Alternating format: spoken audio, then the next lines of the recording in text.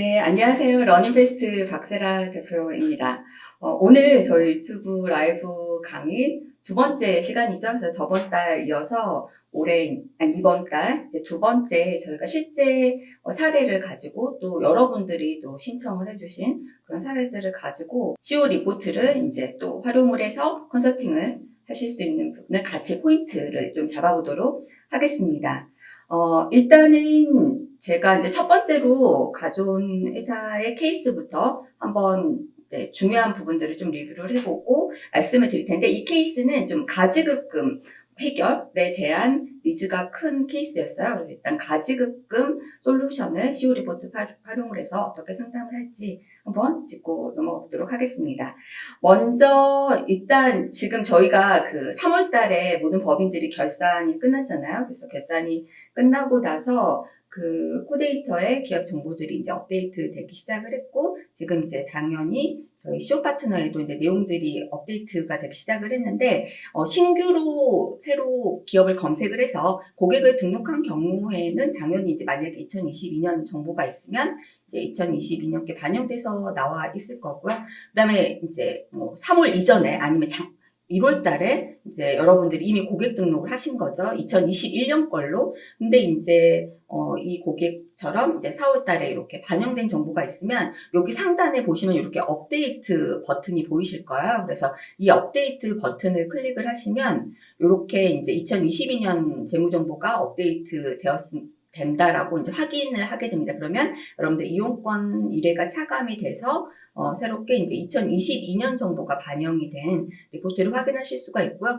봤는데 이 회사는 2022년 정보가 계속 안 뜬다 혹은 없다라고 하면 저희가 또 지지난주에 새롭게 업데이트한 기능 중에서 표준 재무제표, 일반 재무제표면 안 됩니다. 표준 재무상태표, 표준 손익계산서, 이게 이제 홈택스의 이제 신고용, 국세청의 신고용에 규격화된 재무제표인데요. 이 파일을 PDF로 대표님 통해서 받으시거나 아니면 세무사님들은 바로 이제 인쇄가 가능하시니까 그 파일을 이제 편집 화면에서 직접 업로드도 하실 수가 있습니다. 그래서 그렇게 활용하시라는 말씀 드리고 이제 본격적으로 들어가 보도록 하겠습니다. 먼저 저희가 모든 이제 법인 상담의 첫 시작은 항상 기업 재무 분석 이 리포트를 가지고 시작을 하라고 말씀을 드렸어요. 왜냐면 첫 만남 혹은 첫 번째 상담 때 뭐 기업 재무 분석부터 해서 노무 컨설팅까지 이 모든 주제를 한두 시간 안에 대표님이랑 얘기할 수 없잖아요.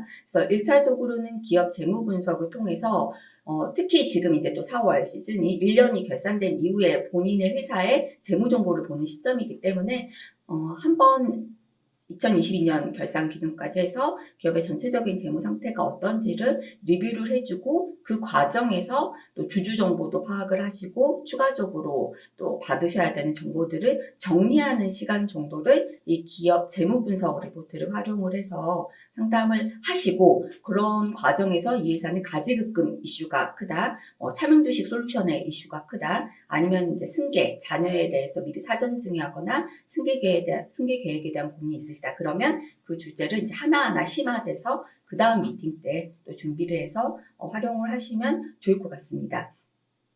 일단 기업 현황 부분은 그냥 제가 이제 좀 빼고요. 바로 재무 현황 개요를 보면은 지금 5개년치가 다 요약되어 있는 화면이죠. 그래서 요걸 보고 이제 하나 그냥 또 여러분들 참고로 아시면 좋을 것 같아서 말씀을 드리면, 이미 이제 기업 현황에 이 회사가 외감 법인인지 아닌지 여부가 뭐 정리가 되어 있잖아요. 근데 이제 그걸 확인 안 하더라도 이 재무제표를 보고 여러분들이 이제 이 회사가 외부감사 대상 이제 기준에 해당이 돼서 이제 뭐 2022년에 결산이 끝나고 나서 또 외부 회계법인에 이제 의뢰를 해가지고 감사 보고서를 만드는 그런 회사인지 아닌지를 알 수가 있죠. 이 회사 같은 경우에는 이제 2022년 기준만 보더라도 자산이 125억 원, 이 회사는 부채는 85억 원, 매출액이 실제로는 8억 정도. 매출액이 자산에 비해서 굉장히 적죠. 이 회사가 임대부동산 법인이기 때문입니다. 그래서 보시면은, 여러분들이 일반적으로 아는 외감대상 기업의 기준은 자산이 120억 원 이상, 매출액 100억 원 이상이었을 거예요. 근데 이 회사는 외감 법인이에요. 이유는 뭐냐면, 요건 중에서 자산이 120억 원, 그 다음에 부채가 70억 원, 그러니까 부채가 많은 회사들도 좀 관리가 필요한 거죠. 그래서 부채가 이 회사는 85억 원, 그러니까 70억 원 이상이기 때문에 외감 대상이다. 그래서 우리가 맨날 자산하고 매출액만 보니까 이렇게 이제 부채 요건 때문에 외감되는 거를 또 살짝 놓치는 분들도 있어서 제가 이걸 확인을 해드렸고요.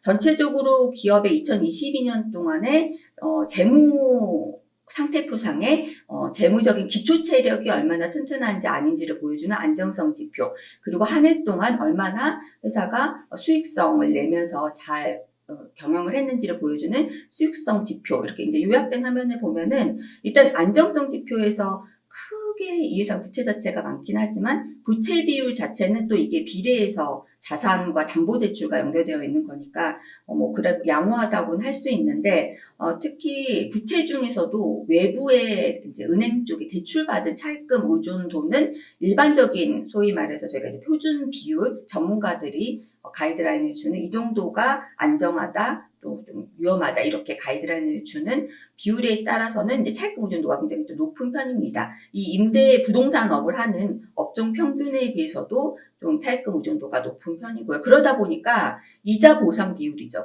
회사가 임대료를 받아가지고 뭐 지출 나갈 거 하고 마지막에 이자 비용까지를 커버할 수 있는 이제 영업이익은 최소한 이제 확보를 해야 되는데, 이 회사 같은 경우에 이자 보상 비율을 보면은 이제 영업을 해서 거의 이자를 내고 나면 남는 게 없는 이자 보상 비율의 그 지표를 어떻게 계산하는지 기억하시죠? 여기 상세 보기를 누르면 이제 계산식이 나와 있는데 영업이익을 이자 비용으로 나누는 게 이제 이자 보상 비율입니다. 그래서 업종 평균은 1배 정도 되는데 이 회사는 지금 아예 남는 게 거의 없다. 이제 소수점을 보다 보니까 그냥 0.0배로 표현이 되어 있는데 거의 없다. 이렇게 보시면 돼요. 수익성 지표를 보시면 매출액 순이익률부터 해서 ROE까지 유형으로 다 표시되어 있는 거를 보실 수가 있습니다. 제가 지금 오늘 아침부터 목소리 상태가 갑자기 좀 안 좋아져가지고 잠깐만 물을 먹고 다시 말씀을 드리도록 하겠습니다.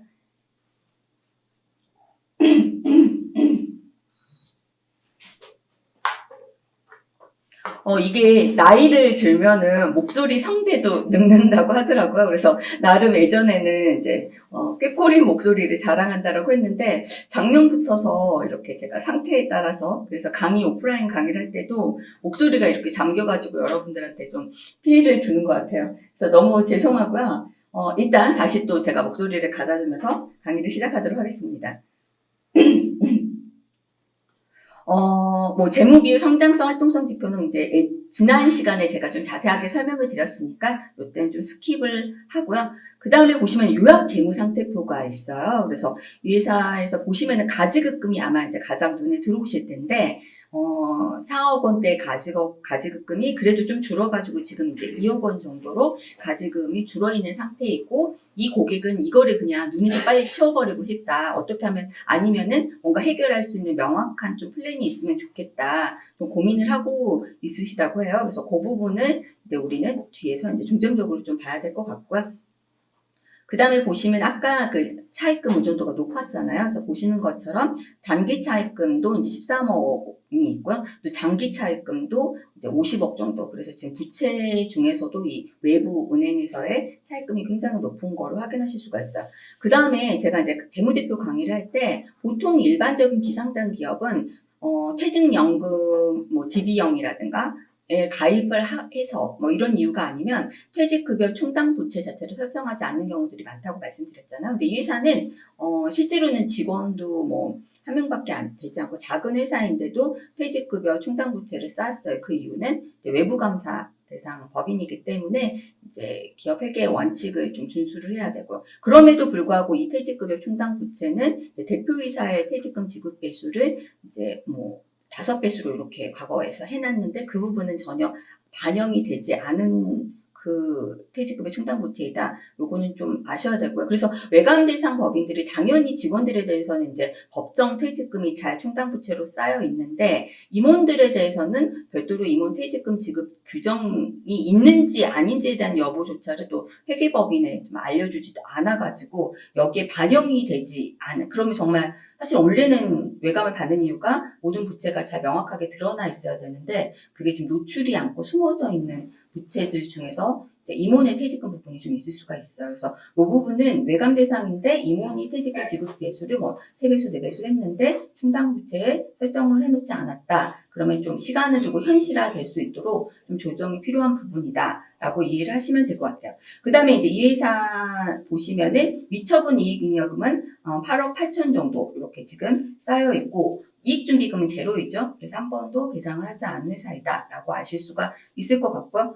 앞서서 말씀드린 것처럼 거의 이자 보상 개수가 거의 제로였잖아요. 그만큼 영업이익 보시면은 실제로는 여기 이제 영업액이 있고 그 중에서 또 영업외 수익이 들어온 부분들이 있고 거기에서 이제 이자 비용을 내고 나면은 이제 좀 남는 게 없는 그런 상태의 상황이다라고 보시면 될 것 같아요.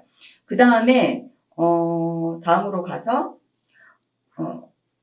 이 회사에 이제 그래서 경영 진단 결과 이제 종합 계율을 보면 어떤 방향으로 이 회사는 이제 컨설팅을 가야 되는지가 요약 화면으로 다 나온다고 말씀을 드렸죠. 그래서 이제 이 부분을 보고 좀 판단을 하셔야 되는데, 뭐 재무적인 건전성 앞에서 제가 좀 리뷰를 해드렸고요. 그다음에 이제 모든 컨설팅의 전제는 이제 기업 가치 평가가 이루어져야 되죠. 그래서 그래야지 한 주당 뭐 가족 지분 설계를 하든 주식 이동을 하든 이게 이제 조정을 어떤 전략을 가지고 할 수 있을지에 감을 잡을 수가 있기 때문에 모든 컨설팅의 기본은 기업 가치 평가이다라고 보시면 되고, 그 다음에 이제 21년간 배당한 이력에 대한 한 번도 없다. 그 부분도 좀 확인을 해 보실 필요가 있죠. 그 다음에 이제 비상 운영 자금 저희가 시우 유고시, 왜냐면 아까 보시면은 차입금이 굉장히 많았고 이자 비용이 굉장히 높은 회사였고 이 경우에 이제 갑자기 대표의 유고가 발생이 됐었을 때 단기적으로 유동성 리스크가 발생할 수 있잖아요. 그래서 이 부분에 대한 컨설팅을 또 집중적으로 하기 위해서 별도 저희가 이제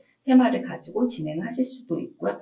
그 다음에 이 회사가 2001년 7월 23일 이전 설립된 법인이에요. 그래서 이제 저희가 상법상 발기인 요건 때문에 이때는 이제 3명 이상 발기인을 둬야 됐고, 1996년 10월 이전에는 저희가 7명 이상 둬야 됐잖아요. 그래서 이제 차명주주가 있는지 아닌지 그 부분을 확인을 해서 이 부분도 솔루션이 들어가야 되는데, 그동안에 한 번도 배당을 한 적이 없잖아요. 그래서 그 부분은 보통은 이런 회사들은 차명주주가 있어서 배당을 못한 경우가 많죠. 그 다음에 밑에 보시면 이제 가지급금 잔액이 확인이 되잖아요. 그래서 이제 가지급금 부분에 대해서 이제 솔루션이 필요한 회사이다라고 보시면 될 것 같아요.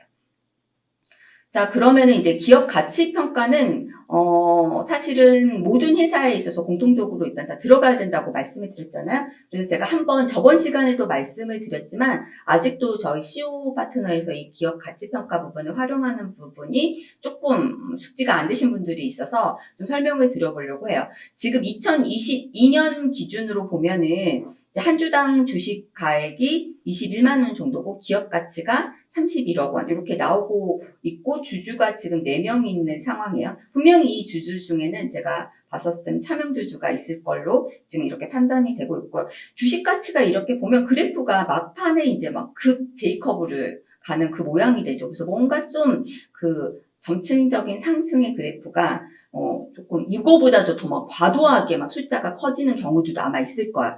그러면 왜 그래프가 이렇게 나오지? 라고 생각하지 마시고 이건 회사마다 지금 이제 적용된 가정치들이 있는데 저희가 일괄적으로 이제 어느 정도의 이 회사에 맞는 평균치를 넣으려고 하긴 했음에도 불구하고 좀 특정 회사 케이스에 따라서 과도할 때가 있어요. 그거를 제가 좀 설명을 드리면 그 다음 페이지에 보면 여기 기업가치평가 가정정보라고 버튼이 있어요. 그래서 이 버튼을 클릭해서 이제 들어가서 보시면 이렇게 이제 어떤 가정으로 이 기업 가치가 미래 가치가 시뮬레이션이 되어 있는지를 보여주고 있는데 이 회사는 임대 부동산 법인이라고 했잖아요. 그래서 일단은 장부 가치 기준으로 해서 부동산 이제 50% 이상 법인으로 자동으로 이제 이렇게 계산이 되고 있고요.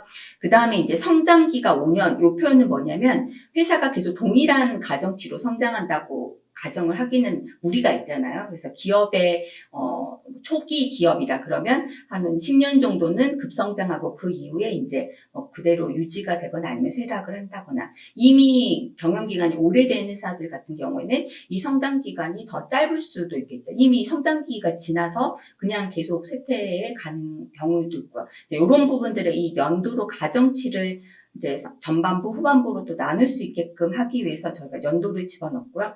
그 다음에 이 회사는 보시면 성장기 매출액 증가율 가정이 66.1% 업종 평균 증가율로 반영이 되어 있어요. 이 부동산 임대업의 지금 업종 평균이 작년 기준으로 해서 66%, 저희가 이 업종 평균은 한국은행 통계 자료를 가져오잖아요. 근데 이 66% 굉장히 높게 사실은 설정이 되어 있는데 매년 이렇게 매출액이 66%씩 올라간다라고 하니까 뒤로 갈수록 그래프가 더 이제 J커브를 그린다라고 볼 수 있을 것 같아요. 근데 왜 이게 업종 평균이 반영이 되어 있느냐? 원래 저희가 이제 기본은 그 회사의 직전 연도 증가율을 반영하게끔 이게 기본값으로 설정이 돼 있어요. 그런데 간혹 그 회사의 직전 연도의 매출액 증가율, 뭐 순이익 증가율도 순이익률도 마찬가지고 마이너스인 경우가 있어요. 그래서 이렇게 마이너스인 경우는 마이너스를 집어넣으면은 수익이 아니, 기업의 가치가 오히려 더 하락을 하게 되잖아요. 그래서 그 경우에는 업종 평균을 이렇게 적용을 할 수 있도록 해놨고, 또 경우에 따라서는 업종도 마이너스인 경우가 있어요. 그러면 그 다음으로는 이렇게 중소기업 평균을 차례로 이제 반영할 수 있게끔 얘가 수식이 반영이 되어 있다. 그래서 지금 이제 66%가 반영이 돼서 이제 아까처럼의 그래프가 나왔다라고 보시면, 회사는 이제 성장이 어느 정도, 아까 성장률도 보시지만 멈춘 상황이거든요. 그렇다고 하면 업종 평균 증가율보다는 여기 보시면 이제 중소기업 평균, 여기 보시면 이제 중소기업 평균 증가율로 받고, 순이익률도 마찬가지로 업종 6.6%가 아니라 중소기업 3.4%로 바꿔주시면, 혹은 또 직접 입력해 주시면 좀 더 가정값을 낮출 수가 있어요. 그래서 그렇게 적용을 해서 바꿔주시면, 이제 저는 이제 후기 매출액은 증가율도 10%로 또 낮추고 순이익률도 3%로 또 낮춰봤어요. 그래서 이렇게 편집을 해서 보시면 그래프가 이렇게 조금 더 현실적인 그래프로 변경되어 있는 걸 확인하실 수가 있어요. 그래서 꼭 기본값으로 저희가 이렇게 표출되어 있는 기업의 미래 시뮬레이션 그대로 사용하지 마시고,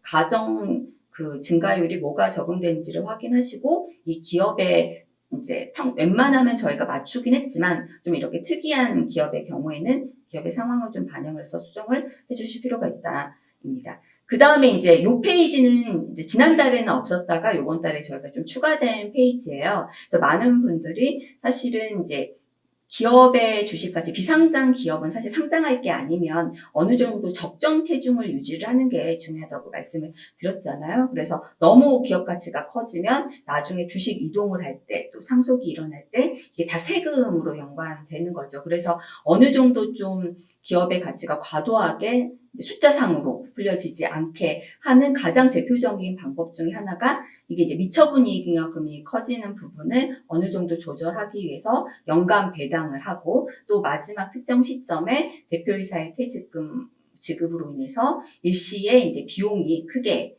이제 나가기 때문에 그때 이제 단기 순손실이 뭐 발생이 될 수 있고, 그렇게 된 부분으로 해서 이제 주식 가치를 좀 미래 시뮬레이션을 보시면 연간 배당이 매년 2억 원씩 있다라고 가정을 했고요. 그 다음에 대표이사 여기 퇴직금 부분, 이 8억 원은 어디서 나오는 거냐면, 지금 저희 CO 리포트에 보면 임원소득보상 플랜 쪽이 또 따로 있죠. 그래서 저희가 이제 기본 가정값으로 나온 임원퇴직금 8억 원 정도가 지금 반영이 되어 있는 거예요.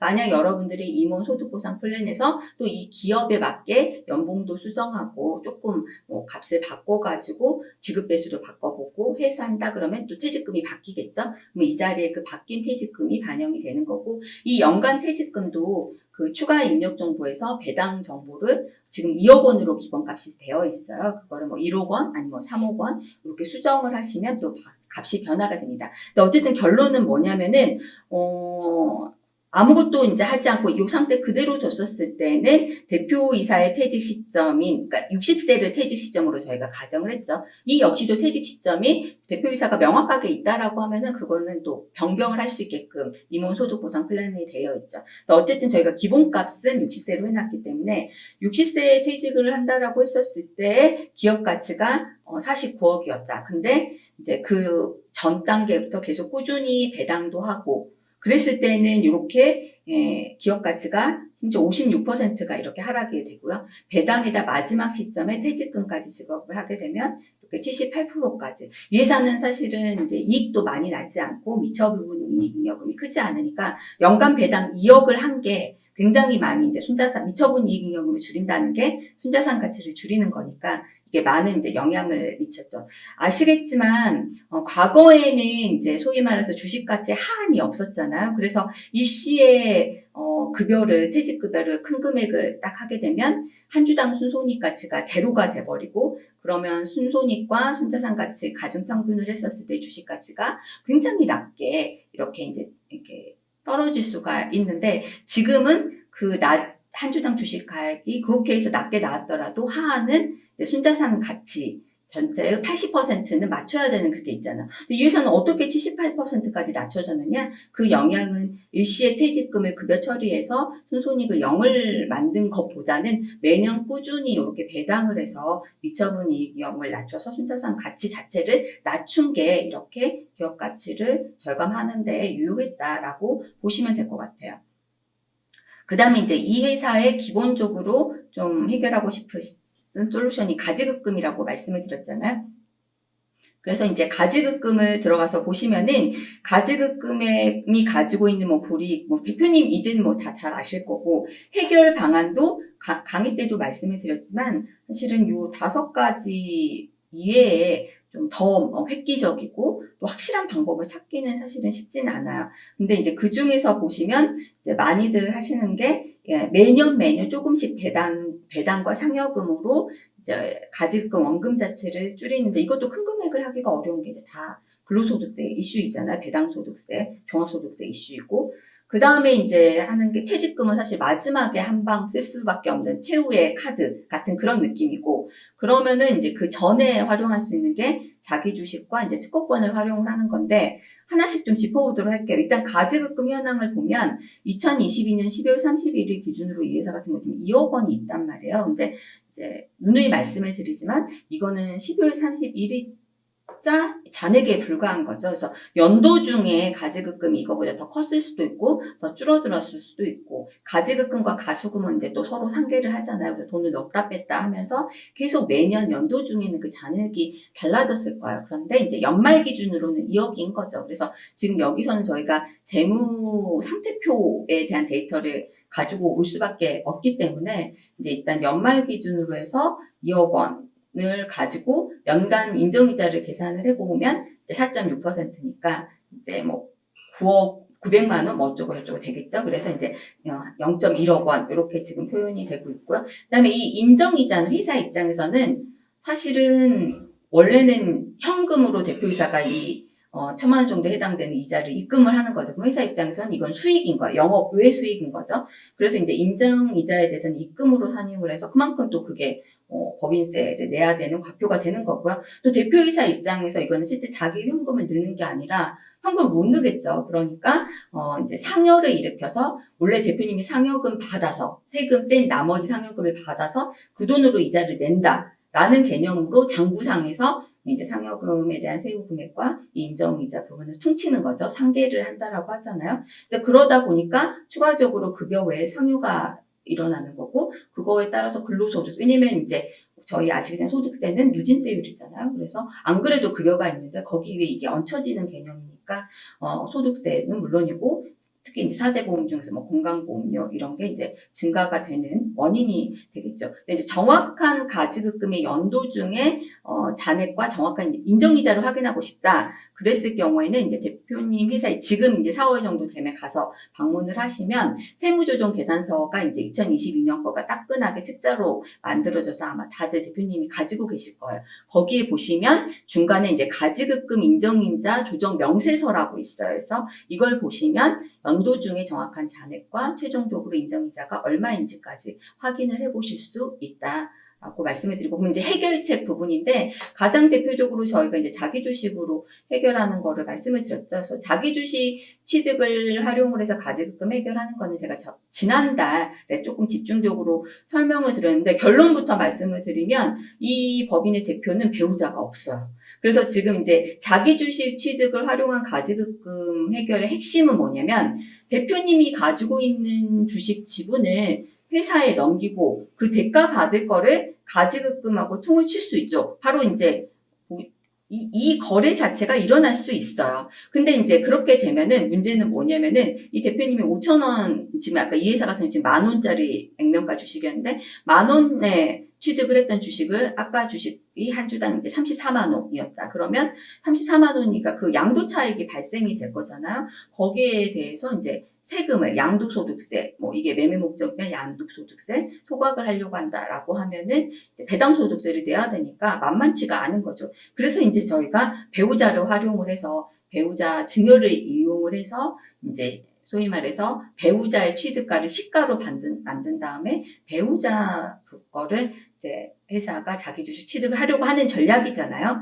근데 이제 이 경우에는 어쨌든 없어요. 근데 만약에 배우자가 있는 경우다라고 하면 그래서 저희가 초창기 때 최대한 배우자한테 사전 증여를 해놓으면 이 경우처럼 보시는 것처럼 그냥 예전에 증여해놓은 배우자의 주식이 있다. 배우자가 지분이 있다. 그거를 이번에 우리 대표님이 증여를 받으시고 그 다음에 이 부분을 대표님이 원래 5,000원짜리 주식이 있고 요번에 증여받은 34만 원짜리 주식이 있다. 그러면 이제 34만 원짜리 주식을 이번에 자기 주식 취득을 해서 가지급금에 대한 부분과 이 자기 주식 취득한 것에 대한 대가 부분을 장부상에서 상계를 하면 돈이 오갈 필요도 없이 가지급금을 해결을 할 수 있다라고 말씀을 드렸죠. 그래서 이렇게 이제 가지급금이 있는 분들은 요거를 또 착안을 해서 그럼 올해 배우자한테 증여를 해놓고 왜냐면 배우자 그 6억 원 증여는 쌍방으로 쓸 수 있으니까 이렇게 증여를 해놓고 또 한 1년 정도, 2년 정도 좀 시간 있다가 왜냐면 또 가지급금은 계속 늘어날 수 있으니까 그래서 그 1, 2년 뒤에 배우자로부터 대표님이 이제 다시 또 증여를 받는 거죠. 그러니까 원래 배우자 증여가 지금 없어. 그러면 지금 시점에 주식을 증여해놓고 1, 2년 뒤에 다시 배우자한테 대표님이 증여를 받아서 해결하면 되겠다. 이 플랜을 짜시는 분들도 있고요. 그게 아니라 지금 시점에 이제 배우자한테 증여를 해서 그렇죠? 근데 이때 저희 강의 때도 항상 강조해서 말씀을 드렸지만 주의할 게 뭐다? 이 배우자 증여 자체가 대표님의 가지급금을 해결하기 위한 가장 거래라는 거를 누가 봐도 그렇게 해석이 되게끔 하면 안 된다 그랬죠. 이게 스토리가 명확하게 설명이 돼야 된단 말이에요. 그래서 이건 뭐냐면 처음부터 이제 우리가 배우자 증여를 하는 이유는 배당 정책의 일환으로 증여를 하고 배우자를 포함해서 전체 주주들한테 금액이 적더라도 중간 배당도 한번 하고 내년에 1월달에 3월달에 정기 배당도 해서 주주권을 실행할 수 있도록 한 다음에 해가 바뀌어서 자기 주식 취득을 해야지 이제 이 증여 자체를 배우자 증여 자체의 거래 자체를 가상 거래로 이제 부인하는 거를 저희가 설득을 할 수 있다. 스토리로 설명을 할 수 있다라는 말씀을 드렸어요. 그래서 이제 2년 정도 플랜을 가지고 이 방법으로 자기 주식을 취득을 배우자가 해서 그 대금 받은 거를 제가 이제 요 자리 이 리포트에다가는 대놓고 이걸 쓰지는 않았어요. 근데 여러분들은 개념을 아시니까 그래서 배우자가 그 대가를 받은 거를 뭐 우리 대표님이랑 금전 소비대차 계약서를 쓴다거나 그렇게 해서 이때 이제 당연히 이자 4.6%에 대해서는 지급을 해야 되겠죠. 특수관계자 간의 이제 이자율은 이제 저기 4.6% 당좌 대출 이자율 그래서 내고 대표님이 이거를 받은 금액을 이제 대표님의 가지급금과 이렇게 상계할 수 있도록 하시면 됩니다. 근데 이제 중요한 거는 지금 이 회사 같은 경우는 아까 말씀드린 것처럼 대표가 배우자가 없잖아요. 그럼 이 방법을 쓸 수가 없어요. 20%에 해당되는, 20에서 25% 해당되는, 양도소득세, 배당소득세를 낸다라는 게 굉장히 큰 부담인 거죠. 그러면 다른 방법이 또 뭐가 있을까? 이렇게 봤었을 때 특허권을 활용한 저희가 가지급금 해결 방법도 있잖아요. 뭐 아시겠지만 어쨌든 가지급금은 내가 뭔가를 갚아야 되는 건데 회사에. 반대로 회사에서 내가 받을 걸 지금 일으키는 거죠. 그게 급여일 수도 있고 상여일 수도 있고 배당금인데 세금이 너무 많아.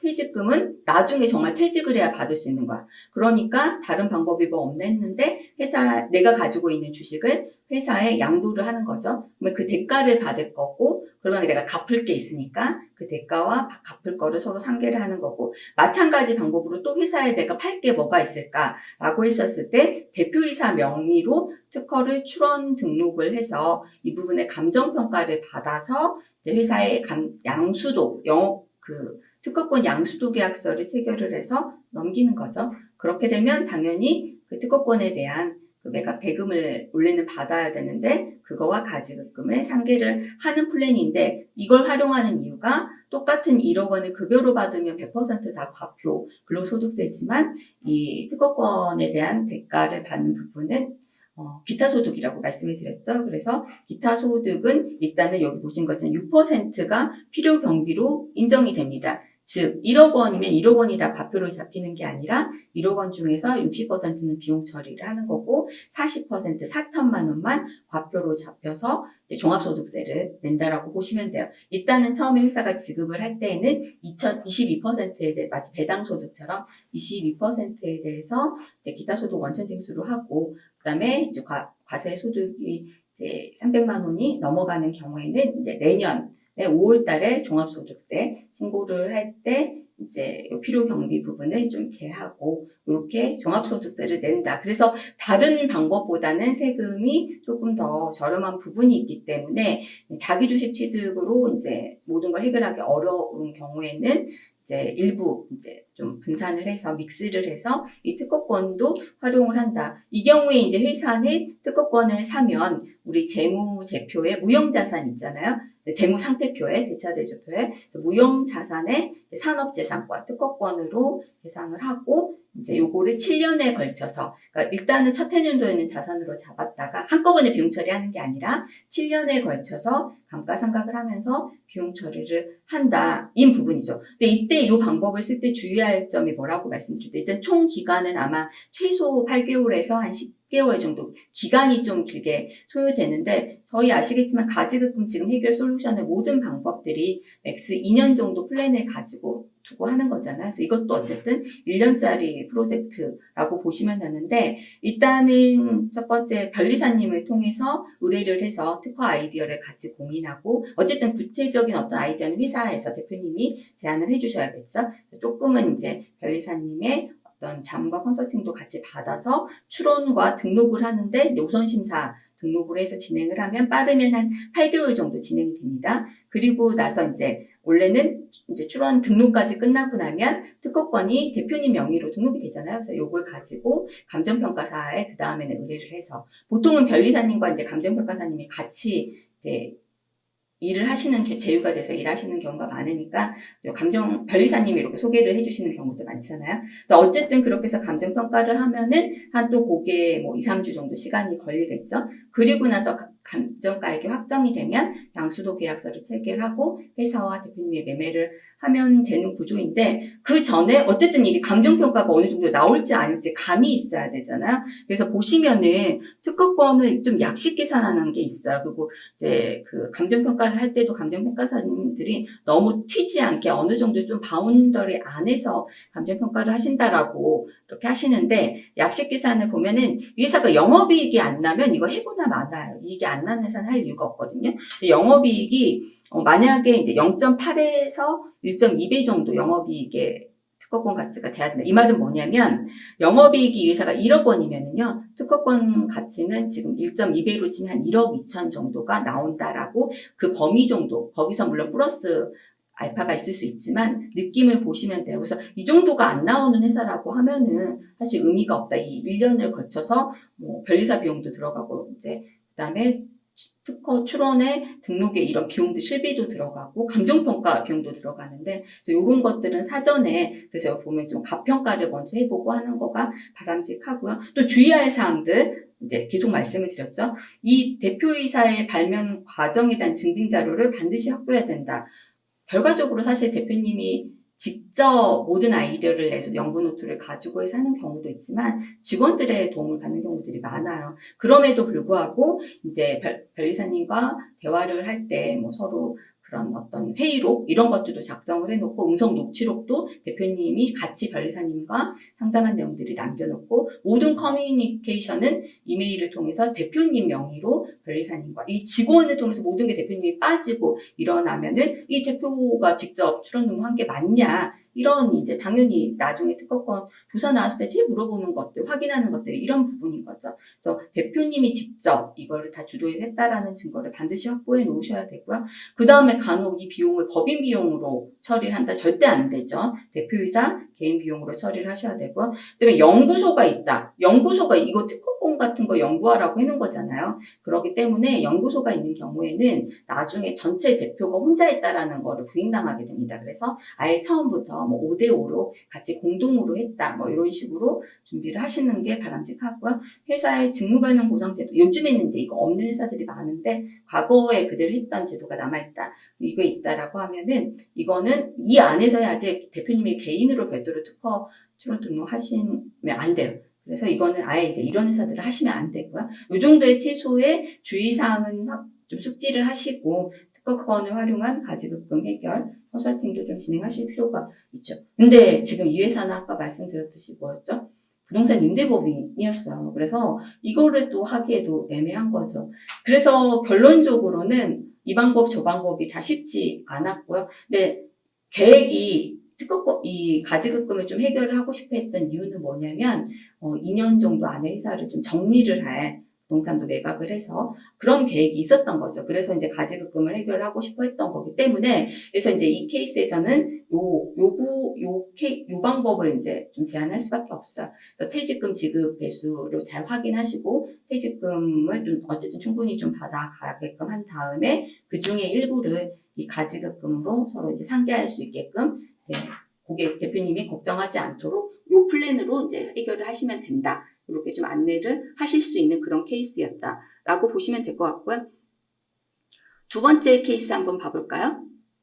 두 번째 이제 회사의 케이스는 이제 신청을 해주셨던 케이스가 차명 주식이 있대요. 그래서 차명 주식을 이제 좀 해결을 하고 싶어 하는 그런 상황인데 뭐 다른 내용들은 이제 반복되니까 제가 좀 생략을 할게요. 그래서 이제 차명 주식 쪽 솔루션으로 들어가서 보도록 하겠습니다. 보시면 일단 이 회사가 언제 설립을 했냐면 2001년도 11월 9일 날 설립을 했네요. 아시겠지만은 이제 2001년도 7월 23일 이전에 그 상법의 이슈가 있었던 거고 이 경우에는 상법상 발기인 한 명이면 법인 설립이 충분한 시기였죠.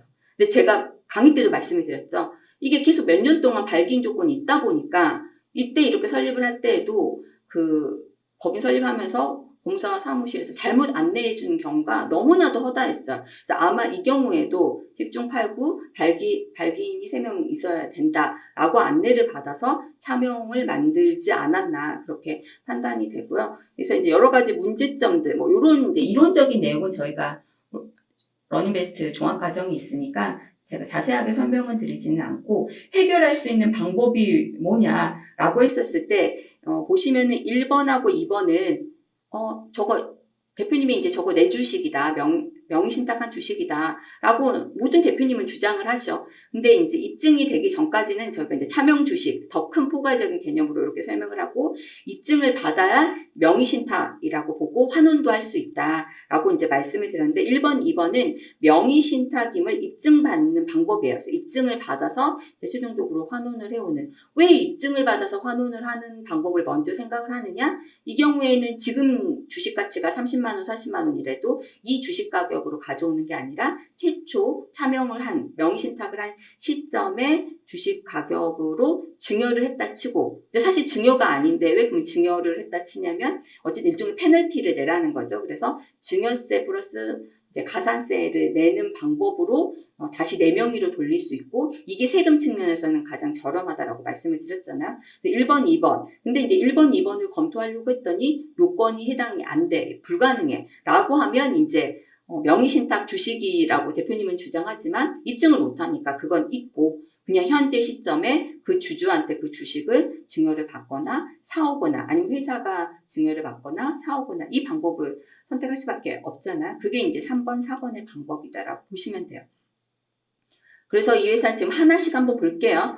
첫 번째, 가장 쉽고 편한 방법은 명의신탁 주식 실제 소유자 확인 제도를 활용하는 거예요. 이 방법은 여기 이제 제가 다 정리를 다 잘 해놨지만, 실제로 이 대표님, 실제 소유자니까 대표님 주소지 관할재산세과에 신청서만 접수하면 돼요. 그러면 이제 신청서하고 기타 이제 이렇게 필요 서류들을 첨부를 해가지고 제출을 하면 이제 보고, 이거 차명 주식, 명의신탁 주식 맞네 라고 해서 실제 소유자를 인정 결과를 통지문처럼 이렇게 주거든요. 통지를 하면은 그거를 이제 첨부를 해서 증여세 신고를 할 때 명의신탁 환원에 대한 증여세 신고다라고 하면서 이제 나머지 서류들 있잖아요. 명의신탁, 뭐 약정서, 해지 약정서, 그 다음에 요 실제 소유자 인정 결과 통지서, 이거 다 첨부를 해서 이제 명의신탁 시점에 증여한 걸로 본 증여세와 가산세를 해서 이제 신고를 하고, 뭐 1년, 2년 지났는데 아무 이제 이의가 없다라고 하면 최종적으로 환원이 된 거라고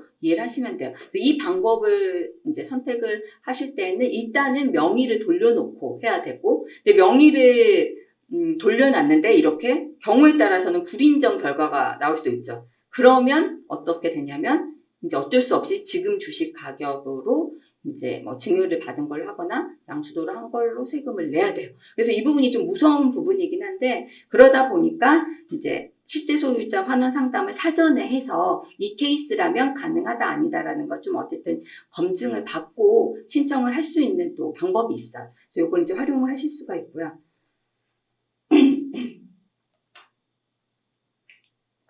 근데 문제는 이 회사 딱 보시면 왼쪽에 저희가 답을 써놨어요. 해당 법인은 2001년 7월 24일 이후 설립 법인이라고 제가 이렇게 써놨죠. 즉 뭐다? 이 명의신탁 주식 실제 소유자 확인 제도는 예전에 상법의 그 발기인 조건 때문에 억울하잖아요. 그래서 이런 회사들을 구제해주기 위한 거였기 때문에 이 대상자 요건이 있어요. 그래서 무조건 법인 설립 시점에 발기인이었어야지 중간에 차명이 된 경우도 안 돼요.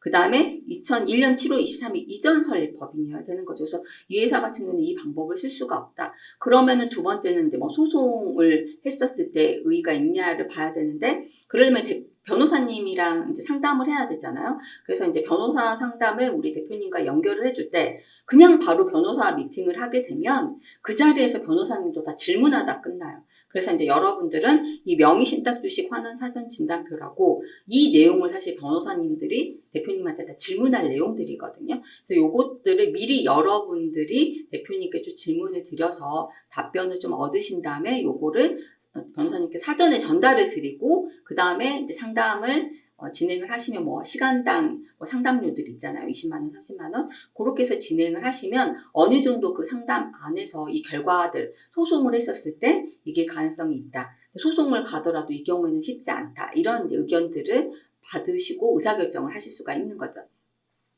그 다음에 이제 1번도 2번도 쉽지 않아요. 근데 이제 2번은 소송이잖아요. 소송은 당연히 시간도 많이 걸리고 변호사 비용도 있단 말이에요. 그래서 소송으로 안 하고 조금 더 쉽게 할 수 있는 방법이 뭘까를 또 생각을 해봐야 되죠. 그럼에도 불구하고 소송으로 할 수밖에 없는 경우도 있는 거고, 그러면 지금 시점에 주식 가격으로 이제 다시 찾아오는 방법 중에서는 정말 없는 걸까? 증여는 무조건 시가로 찾아와야 되니까 빼박이고요. 근데 이제 양수도 거래를 하는 데 있어서 차명주주와 대표님, 대표님이 안 가져오고 대표님의 가족이 가져와도 마찬가지겠죠. 이 관계가 이제 상증세법상 비특수 관계자이다라고 하면 되게 좋은 방법이 있잖아요. 저희 저가 양수도를 할 수 있는 그 방법을 이렇게 좀 제한을 할 수가 있는데 어쨌든 이 케이스에 1번도 안 되고 2번도 안 된다고 치면 어쨌든 지금 시가로 고민을 해야 되는데 보시면은 이 리포트 페이지는 지금 차명주주가 누구인지 아닌지가 전혀 선택이 안 된 상태에서 보여지는 기본 페이지예요. 그래서 보시는 것처럼 이 회사가 만약에 명의신탁 환원을 한다라고 했었을 때는 가장 그게 이제 비용이 저렴하고 나머지 방법들이 상증세법상 특수관계일 때는 뭐 이렇게 5에서 30% 할인할 수 있고 비특수 관계면 3억 할인을 쓸 수 있다. 요걸 이제 정리한 페이지인데 실제 이 회사 케이스로 볼게요. 그래서 여기 차명주주 정보 요 버튼을 누르면 그냥 상담 현장에서 곧바로 대표님한테 물어보고 체크를 하실 수가 있어요. 대표님 내가 사전에 차명주주 정보까지를 다 알고 가지 못하는 경우들이 더 많잖아요. 현장에서 바로 버튼 클릭해서 딱 보시면 이제 주주 정보가 자동으로 지금 앉혀져 있겠죠. 근데 물론 이 주주 정보도 이제 그 한국평가데이터에서 이제 제공을 해준 이 데이터 자체가 조금 최근 자료가 아닌 경우가 많아요. 그래서 진짜 이 주주 정보가 맞는지를 좀 더블 확인하시고 그 다음에 주주가 정리된 상태에서 차명주주가 누구인지를 확인하셔야죠. 그래서 이때 반드시 확인을 하셔야 되는 게 일단 이 만약에 누구, 이 세 분이 차명주주다라고 해볼게요. 그러면 반드시 이 자리에 이렇게 차명주주 여부를 확인을 해주셔야 되고요.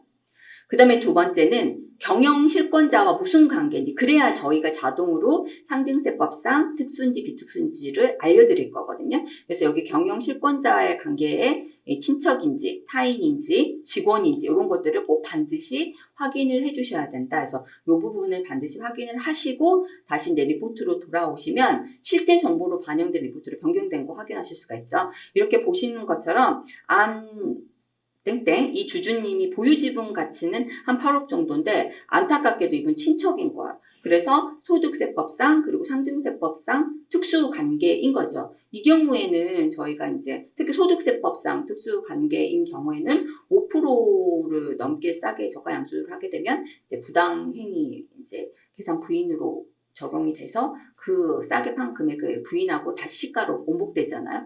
그래서 어쨌든 저희가 이 할인 범위로 5%를 넘을 수가 없으니까 거의 이제 제값 주고 양수도를 할 수밖에 없고 세금이 원래 명의신탁 환원을 해서 1번은 이 회사는 지금 못 쓰고요. 소송을 해서 명의신탁을 환원을 한다. 그러면 한 3천만 원 정도 세금이 드는 거죠. 근데 여기에 뭐 변호사 비용을 감안을 한다. 그러면 이제 막 4천만 원 정도가 되겠죠. 근데 저가 양수도를 지금 가격으로 한다라고 하면 이제 1억 6천만 원인 거죠. 그래서 요 세금을 보고 그럼에도 불구하고 최대한 소송을 그럼 해야 되겠다라는 어떤 의사결정을 이 건을 가져올 때는 하는데 이것도 이제 만약에 이 친척과 우리 대표님의 이제 관계도 좀 중요하긴 한데 좀 잘 커뮤니케이션을 해서 설득을 할 수 있다라고 하면 이 경우도 있어요. 실제로도 이 친척이라고 하시는 분이 배우자 증여 6억 원을 본인이 써야 되는 상황이 있고 나는 굳이 배우자한테 6억 원 증여할 일이 없다라고 하신다 그러면 조금 다른 식으로 사례를 하시고 이 친척의 배우자가 있다면 그 배우자한테 6억 원을 증여를 해서 그러면은 이제 배우자의 취득가는 현재 시가가 되겠잖아요. 그래서 이제 나중에 양수도를 하는 대상을 이 지금 차명주주가 아니라 이 친척의 이제 배우자의 주식을 우리 뭐 대표님이 직접 가져올 수도 있고 대표님의 가족들이 이렇게 분산해서 매매를 해서 가져오면 양도 차익이 발생되지 않잖아요. 그래서 이제 세금 부분들을 좀 세이브할 수 있고 이때 반드시 중요한 부분은 양도계약서만 그렇게 써놓고 양도 거래 대금을 실제로 이체 내역이나 이런 게 존재하지 않으면 이거 100% 증여로 가버립니다. 나중에 세무조사 나왔을 때. 그래서 반드시 양수도 거래를 할 때에는 어쨌든 그 계좌상 거래 내역이 있어야 된다. 부분을 다시 한번 조금 주의 깊게 말씀을 드리고 싶고요.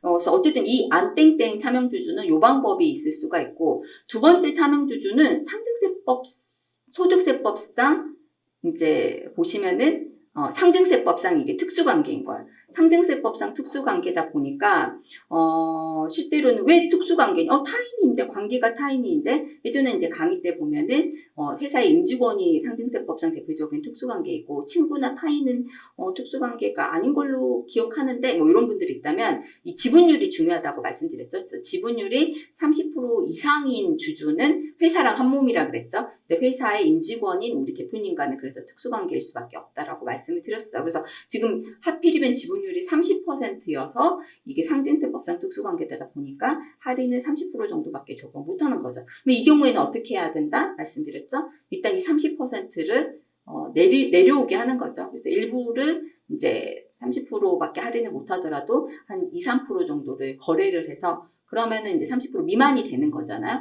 그러면 이제 아마 요 리포트를 다시 작성을 하다 보면 상증세법상 비특수 관계로 바뀌게 될 거야. 그게 지금 요런 케이스거든요. 똑같이 타인인데 이분은 지분율이 25%인 거야. 이땡땡 이분은 25%다 보니까 여기 보시면 상증세법상 비특수 관계자로 나오죠. 그래서 이 경우에는 저희가 이제 저가 양수로 해서 3억 원 이내에 저가 양수도를 하게 되면 증여 의제 이슈가 발생되지 않는다라고 해서 이 3억 원 할인을 쓸 수 있다라고 했어요. 근데 보유 지분 가치가 10억 원이다 보니까 3억 원을 할인을 해도 여기 보시면 대가 7억 원 정도를 줘야 돼요. 그러다 보니까 세금이 1억 4천만 원? 어마무시하죠. 그래서 이 경우에는 어떻게 해야 된다? 왼쪽에 저희가 답을 드렸어요.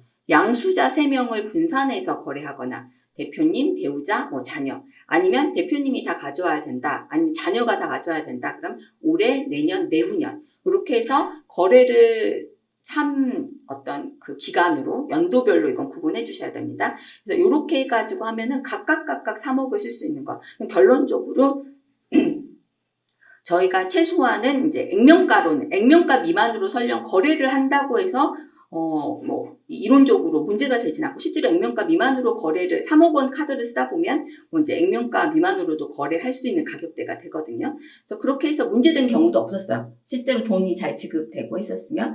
근데 이제 저희는 튀는 거래는 되도록이면 좀 지양하자라는 측면에서 최소한 액면가 정도는 주고 거래를 할 거를 조금 권장을 하고 있고요. 그랬을 경우에 한 거래당 8,500주씩을 거래를 하면 돼요. 그리고 그때 대가는 5,000원만 주면 되죠. 취득가도 5,000원, 대가도 5,000원이니까 당연히 세금이 없고. 그래서 8,516주씩 3명에 나눠서 거래를 하면 거의 세금 없이 이땡땡 2분의 지분은 회수를 해올 수 있다. 이 방법을 좀 말씀드릴 수 있을 것 같습니다.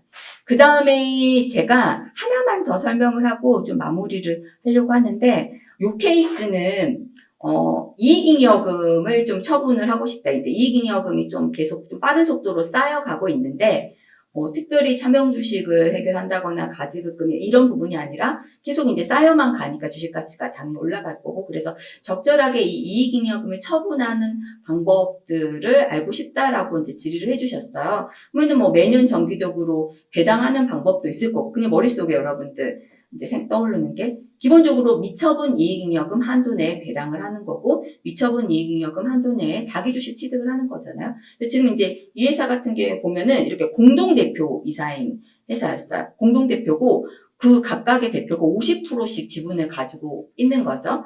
그래서 보시면은 우리가 이제 미처분 이익잉여금을 뭔가 처분한다? 첫 번째 떠오르는 게 배당을 좀 정기적으로 하면 좋겠다. 인데 배당을 하는 데 있어서도 되도록이면 가족주주 지분 설계가 잘 되어 있는 상태에서 균등배당을 해야 세금이 좀 분산이 되잖아요. 그래서 봤더니 어쨌든 주주가 그냥 두 분으로만 되어 있는 상황인 거죠.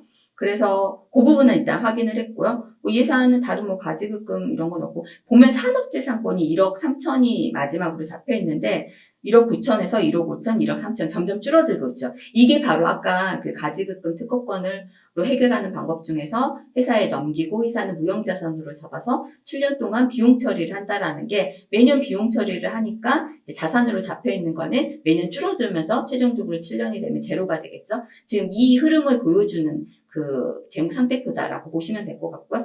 이 회사 보면 미처분 이익잉여금이 이제 15억 정도 되어 있는 회사고, 배당은 그동안에 한 번도 안 했네요. 이걸 이제 확인을 해보실 수가 있고요.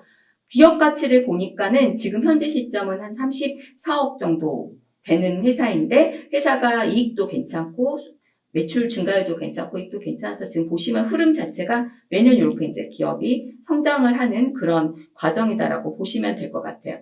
그래서 보시면은 미처분 이익잉여금을 보면 15억 9,300만 원 정도가 이제 지금 되어 있는 부분이고요. 요거가 그대로 계속 늘어나게 되면 기업 가치를 상승시켜 상속세 부담, 뭐 종합소득세 등등등에 있잖아요.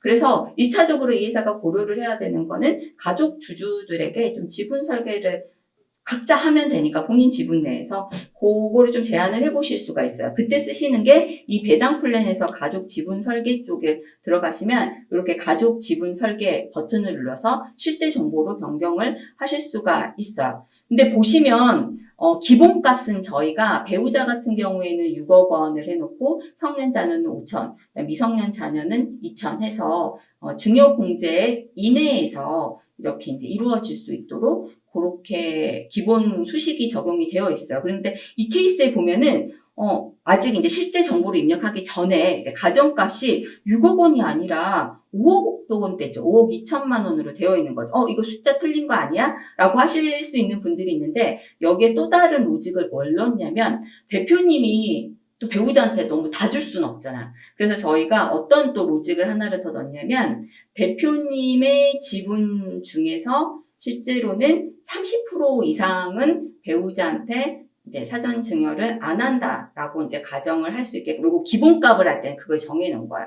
그래서 실제 이 대표님은 50%밖에 안 갖고 있으시잖아. 50에서 30%에 해당이 되는 거면은 전체적으로는 15% 지분율만 저희가 이렇게 맞춘 거죠. 근데 이제 실제로 수중자를 선택을 해서 할 때는 뭐 100% 배우자한테 다 주고 싶으시면 주실 수도 있으니까. 근데 이제 기본값에서 5,200, 400만 원이라는 금액이 어디서 등장했냐라는 거는 이 15%, 그러니까 전체, 이게 100이면 30%까지 올라갔겠죠? 그걸 맞추기 위해 했던 거다도 좀 참고적으로 말씀을 드렸고, 실제로 여기 들어가면은 가족 지분 설계를 할 수가 있어요. 그래서 보면 기본값은 첫 번째 대표님을 증여자로 이렇게 설정을 해놨어요. 근데 이 회사는 공동대표이사였잖아요. 그래서 또 다른 대표님도 가족한테 지분 설계를 하셔야 되니까, 그때는 여기 증여자 2를 누르시면 이렇게 바뀌어서 증여자를 또 선택하실 수가 있어요. 그래서 두 번째 대표님을 증여자로 이렇게 선택을 하시고 각각 증여할 배우자나 자녀들을 수중자, 얼마를 할지, 관계 이런 것들을 선택을 하시면 그 변경된 내용으로 앞에 가족 지분 설계를 하실 수가 있다.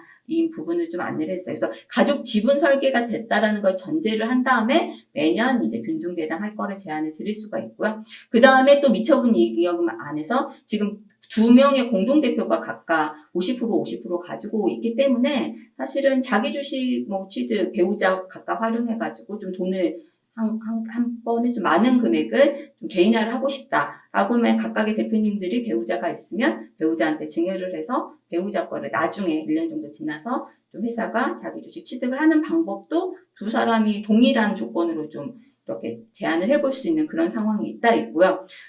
또 하나는 이 회사를 봤더니 자본금이 3억 원대더라고요. 뭐가 있냐면 제가 요거까지 이제 요 내용을 설명하고 마무리를 할게요. 신이익 소각, 액면 이익 소각이라는 게 있어요. 원래 저희가 이제 강의할 때 교재는 저도 이 용어가 사실 어디 공식적으로 있는 건 아니어가지고 이제 필드에서 만든 용어여서 이제 신자본 환원 요 표현을 썼었는데 신자본 환원이랑 신이익 소각을 조금 구별해서 써야 되겠더라고요. 그래서 정확한 거는 지금 신이익 소각, 액면 이익 소각이에요. 이건 어떤 방법이냐면 자기 주식을 취득을 하는데 원래는 자기 주식은 무조건 시가 취득을 해야 돼요. 그런데 이익 소각 목적으로 자기 주식을 취득을 할 경우에는 시가가 아닌 저가, 액면가로도 취득이 가능해요.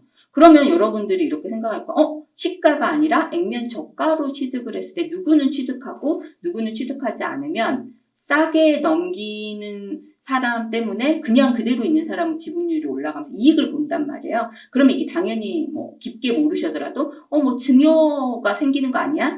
더 증여받는 개념이 생기는 거 아니야? 그래서 그거를 이제 없애기 위해서는 모든 주주로부터 균등하게 취득을 하면 액면가로 자기 주식 취득을 해도 누가 이익 보고 손해보고 이게 안 발생하니까 증여 이슈가 발생되지 않거든요. 그래서 이 신이익 소각, 액면 이익 소각의 방법은 이익 소각 목적으로 모든 주주로부터 균등하게 액면가로 자기 주식 취득을 한다. 그러면 액면가가 취득가인데 액면가로 취득하니까 대가도 액면가잖아요. 그러면 당연히 양도 차익이 없으니까 세금이 없겠죠. 단 이건 액면가로 취득을 하는 거니까 자본금 범위 내에서 해야 되겠죠. 액면가 전체 100%가 자본금이니까. 그 자본금이 5천만 원, 1억 이런 낸 회사는 의미가 없고요. 그래도 한 3억 정도 되면 한 3억 원어치는 그러니까 각각 1억 5천, 1억 5천 정도는 액면가 균등 취득을 할 수가 있다라는 거야.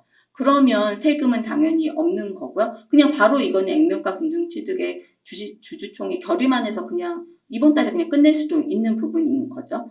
그런 거 있고, 그 다음에 이제 회계적인 측면에서는 보면은, 근데 자본금이 그러면 없어지는 게 아니죠. 이익 소각이잖아요. 그래서 3억 5천만 원이라는 이 자본금 숫자는 그대로 남아 있는 거고요. 실제로 3억 원이 빠지는 부분은 미처분 이익잉여금을 줄이는 거니까 앞서서 원했던 이 처분을 어떻게 다른 방법이 없을까 문의 주신 것에 대한 이제 해결책이 되는 거죠. 이 경우에는 양도 차이가 없어서 세금 없고 자본금 그대로 유지되고 주식 수는 이제 그만큼 당연히 줄어들겠고 또 실제로 미처분 이익잉여금이 줄어드는 그런 회사들, 그래서 이런 회사의 케이스에는 이 신이익소각, 액면이익소각을 활용을 해볼 수 있다로 이해하시면 돼요. 그러면 이제 신자본환원이라고 또 누군가는 얘기하는데 그건 뭐냐? 그러면 말로만 쉽게 설명을 드리면 그 경우에는 지금 보통주로 있는 주주의 지분을 상환전환 우선주로 다 변경을 시켜서 상환전환 우선주는 뭐가 있냐면 상환하기로 약속한 시점에 회사가 다시 이제 주주가 원하면 상환을 해줘야 돼요. 근데 그때 상환을 할 때 회사가 가지고 있는 그냥 현금이 있다고 주는 게 아니라 미처분 이익잉여금 한도 내에서 미처분 이익잉여금을 줄이면서 그 부분을 상환하게끔 되어 있거든요. 그래서 뭐 그걸 활용을 한다. 또 누군가는 얘기를 하는데 어쨌든 그건 방법이 번거로운 부분인 거고요. 신이익소각은 어쨌든 지금 자본금이 어느 정도 3억 원 이상이 되는 회사라 그러면 바로 이번 달에 주주총회 결의를 통해서 액면 이제 이익소각 결의해서 바로 실행할 수 있는 부분이라서 이게 이제 방법적으로는 조금 더 편한 방법이죠. 그래서 이런 방법도 있다. 이번 시간에서 좀 기억을 하시면 좋을 것 같습니다. 그러면 오늘 라이브 강의 제가 시작하기 전에 오늘 강의는 40분 안에 끝내야 되겠다라고 했는데 결국 1시간을 또 꽉 채웠습니다. 네.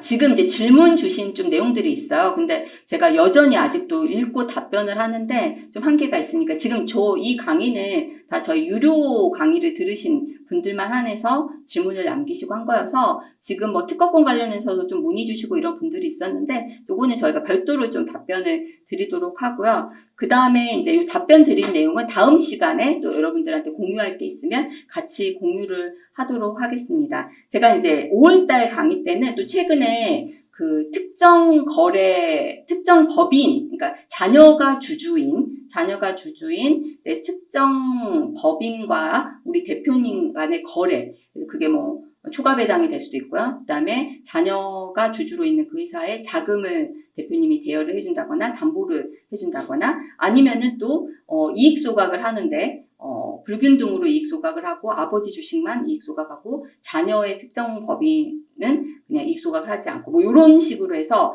특정 법인을 활용한 뭔가 이제 자본 거래에 대한 좀 관심들이 많으신 분들이 계셔가지고 제가 이제 5월달 강의를 할 때는 그 내용을 녹여서 이제 가업승계, 상속, 증여 쪽의 내용들을 조금 더 자세하게 설명을 드리도록 하겠습니다. 자, 그럼 오늘 강의는 여기서 마치고요. 제가 또 5월달에 여러분들 다시 찾아뵙도록 하겠습니다.